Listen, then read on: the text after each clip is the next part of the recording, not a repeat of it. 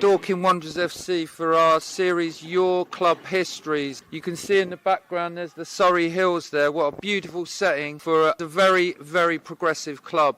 Formed in 1999 with 11 promotions from the West Sussex League to next season entering the Vanamara South. We're going to meet the media man, Alfie Gates. He's a young, inspiring guy doing his stuff. We're going to talk to Mark White, who is the owner, director, founder and the manager of the club. He's given us some of his time very kindly to talk about how the club was set up, where it's going, and what it's been like to get there, where it is today. Here with Mark White. You're the founder, owner and manager. Yeah. How do you do it? Well, I've done it all. It's been a passion, really. I'm an enthusiast. I'm the biggest Dorking Wanderers supporter there is. That's what I tell everybody. Because we started it, I started it 1999, so 20 years ago this year. We started from scratch, bunch of friends, had nothing to do on a Saturday.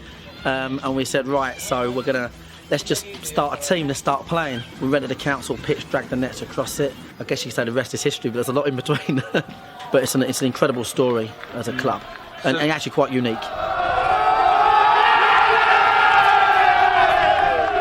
11 promotions in 20 years. 19. 19? Yeah. 19 years. Yeah, yeah. 20th year this year. That's incredible. It's a British record, promotions. There's no other club in the UK that can boast that many promotions with the same ownership, etc. So we're really proud of that now. So that's now spurred us on a little bit to keep going. 11 in 19 years.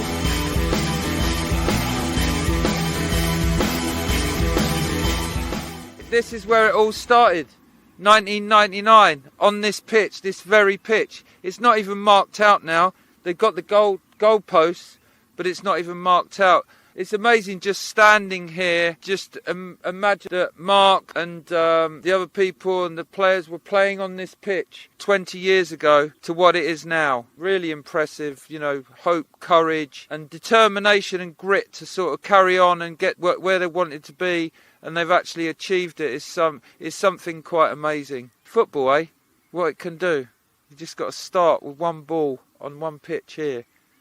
What was it like in the early days? It was literally just to start off with, just for many, many years, just a social event really for the players. We'd go out drinking together. We were in our 20s, so we had loads of fun. We used to enjoy going on pre-season tours like to Isle of Wight and stuff like that. And half the time we'd be picking up the players from a nightclub in the morning on a match day. Yeah. It was just a fun team. We're talking starting in Division 5. Of a park league, so whatever step level that is, it's unfounded. So it was just really a case, we just, every year on year, we just kept winning, and we just got an enthusiasm for it really.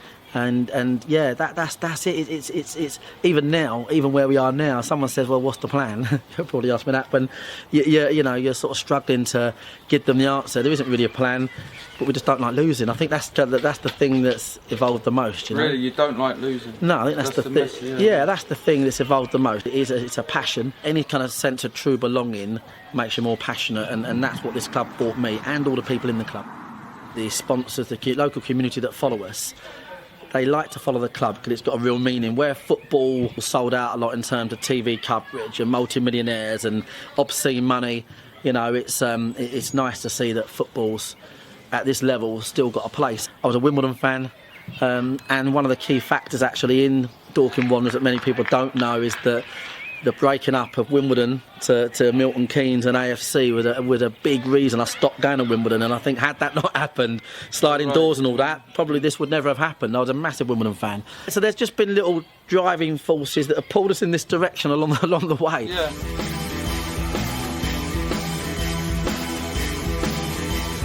This is the site of the second kind of location for Dorking Wanderers. So they moved here in 2007. This is West Humble. This is just in a village called West Humble, which is obviously in Dorking and in the Surrey Hills. And behind me we've got the beautiful Surrey Hills. I mean, the setting couldn't be more idyllic, really. You can imagine what it was like before they went to the big ground. And they were here up until 2 seasons ago, I believe. And they were in the second season. at the new ground. So what a great development of a club from that humble pitch to that we saw earlier to the humble dwelling of here. And it just shows you the progression of a club, and again what's possible in a relatively short space of time. Amazing, really. We built West Humble from scratch, and we literally had a blank field, and we literally dug the electricity. We built the changing room from scratch. The whole summer was the community down there building, doing it for free, local companies supplying things for us to build with. Nobody's done more that I know than us to get where we've got to. Who did all that graft, all the talking? It was me and the people around me, if you like, that have been there. I'm the only one now that's ever present. But we've got lots of people that have been involved now for probably 14, 15 years of the 19. And in the last 4 or 5 years, even more people. We've done it blood, sweat and tears, you know. I've committed my adult life to this club and the project. Can you remember your first promotion? Was it the first season? Yeah. Right. Yeah, yeah. And what, did you have a team of ringers or proper players? No, just all friends. Mates, all best mates as well. All with that? Yeah. Very passionate. I mean, they come down here now and they sit in the bar and watch it, and they just can't believe it. And when we won the league recently, they're all in the fan zone, they're all drinking, and I have to say to our players, listen, he was better than you. I say, you should have seen him, you know. Yeah. But they're all a bunch of friends, and it's just a very authentic story that's hard to match, and we're proud of that.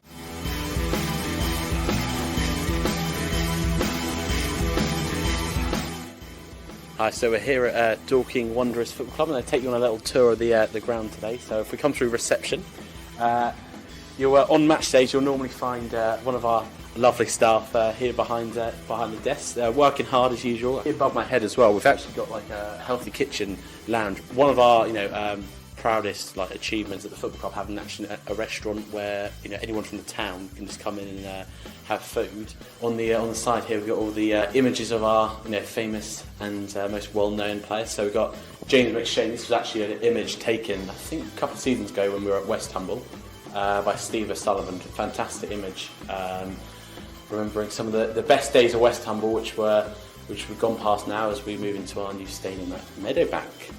Should I cut through there? Look at that, automatic doors and everything.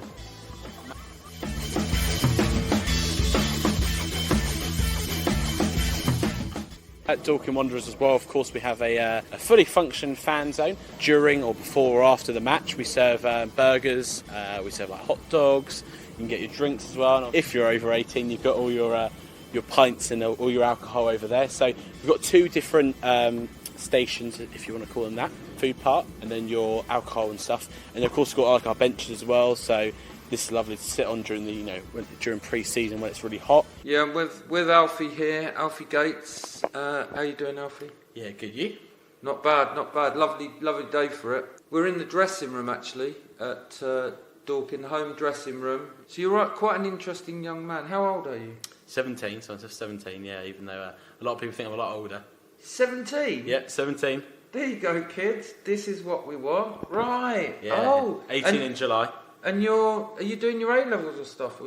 Yeah. So I'm doing my media college stuff at the moment. So I'm doing all the BTEC media course. So with the filming, the photography side, all that kind of stuff. So how long have you been doing this media going? So I was 14 when I started, and then I got involved at Leatherhead Football Club, which is down the road. When I was 15, I was with them for a couple of years. I moved to Dorking Wanderers then, and I'm looking to be here for much longer than anywhere else. But no, it's a fantastic club, and since day one I've been welcomed both online and in person. It's been absolutely fantastic. What's your plan for next season? What's your kind of goals? Have you got any goals for next season in terms of the media and stuff? Yeah, so I mean the media front side, we're introducing DWTV, which is actually expected to go live very soon, and that's going to be huge. It's going to be, with all the content that's been planned for the last 2 months or so, is going to go live. So it's going to be like interviews with not just like the management, it'll be like staff in general, like the T-bar people, the lounge staff, the academy staff. So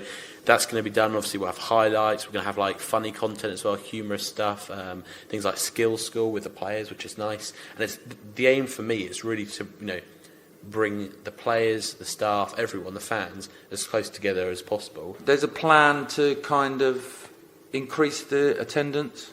Yeah, so I mean, next season it'd be nice if we're having 600, 700, 800, 900 regularly, and I don't think that's impossible at all. I think, just looking at recent attendances against Worthing, 11, 1200, against Leatherhead, 15, 1600, you realise the crowds are there. So there's no reason at all why we can't get that, and I'm going to work with Lisa, our commercial manager, to ensure that we're getting those crowds in, and if it works out, brilliant. If it doesn't, let's see how we can do it. But I can only see it going one way, and that being the right way. And you think that, this series is about club history, so the history of the club is very important in terms of selling it, getting the message out. What the club's done over the last 20 years is really quite remarkable, really, isn't it? Yeah, exactly. I mean, like you said, on a selling point for that side of you. I mean, look, 20 years, 11 promotions. Try to find another club in England that's done that. It's a story that is like no other. People find it easy to be engaged in something that's a true, genuine project. You can touch and feel, and you can see what's happened here. What's the future? What's the plan? We want to be a Football League club. I think that's the objective. But of course, it gets increasingly difficult. You're competing against ginormous clubs. This year we've got 4 or 5 full-time teams in our league. It's really a case of just finding ways to be successful. Yeah. The fact is, we're not quite finished yet, I don't think, but I think there's more mileage in what we can achieve. But to a degree, to go up another couple of leagues would be easier than what we've done. And that's the fact of the matter. If someone said to you now, right, start there with nothing to get where we are now versus get a couple of leagues on, it'd be easier to start where we are. So it's just trying to engage people and hope people back us and of course supporters come out and watch us. Yeah. We rely upon people watching the team. We play a really good brand of football. I don't think anyone can write Dorking off at any time in the season at any point, because Dorking, one of those clubs, is we're always on the up. We never stay at the same position. We're always moving forwards, and that's what most football clubs need to be like. Are you a megalomaniac? No. The thing is, it's like I wouldn't always say. I mean, people say to me, "When are you going to stop managing?" And I just say, "Well, when we're not successful." I mean, the fact of the matter is, if I couldn't do it, I wouldn't do it. I mean, if I get to a point and think, "Do you know what, we need somebody more experienced, all the time I can put in, doesn't dictate what's required." I'm the biggest supporter of the club ever. I would never stand there for my own personal gain and watch us lose. I couldn't do it. Actually, now, because we've got so many people around us as a club, it's actually easier now to manage than it's ever been, because it's a bit of a steering job. I just get the wheel. That's it, yeah. I'm fortunate. I've got lots of people around me and. So it's important to have the right people around you? Yeah, big time. I've only been here, a couple of months, but I've already seen the kind of the community within the club, the kind of the camaraderie that's kind of built this club up from a recreation ground to a lovely brand new stadium with top facilities. And like I said, the success story is huge, and that's something as well that as a selling point, we can go out and go to people that, if this is what we've done in 20 years, what's the next 20 years going to be like? There is still, there's still room for that kind of community club, supporters, kids, affiliation with the players. We done. I mean, people might laugh sometimes at this level of football. We done an autograph book, last game of the season, because we get so many kids. And kids, adults alike, the players went to celebrate with them and it's one of their signatures, because they had an affiliation with them players. You wouldn't get that many clubs. It's hard to get. So we'll put community and continuity above success. But ironically, those two things breed it anyway. So you're going to get there. They feed each other. Exactly. Yeah, so that was the history and the development of Dorking Wanderers FC. I'm Odds and Evens. This is our very kind and humble host, Alfie Gates. Thanks for having me on. Thanks very much, Simon. It's very kind. Odds and Evens, whatever you want me to call you. Call me what you like. Your League TV presenter. Yes. There you go. That's what I call you. Odds and Evens. So, yeah, that's what we're doing. Your club history. What a fantastic club. And I think we're going to wish them all the best. We're going to follow them through the season. And I think there's big things to come. What's your final shot on that, Alfie? What's the future hold for the club, do you think? It's exciting times ahead. Let's keep it there, because we don't know what the future holds, but all I can say is exciting, because I can guarantee it for the last 20 years it's been exciting, so there's no reason why it can't be exciting for the next 20 years. Yeah, and a big thank you to Mark White for contributing to this this programme, this film, and it's all good. Keep your league, keep it locked, keep watching.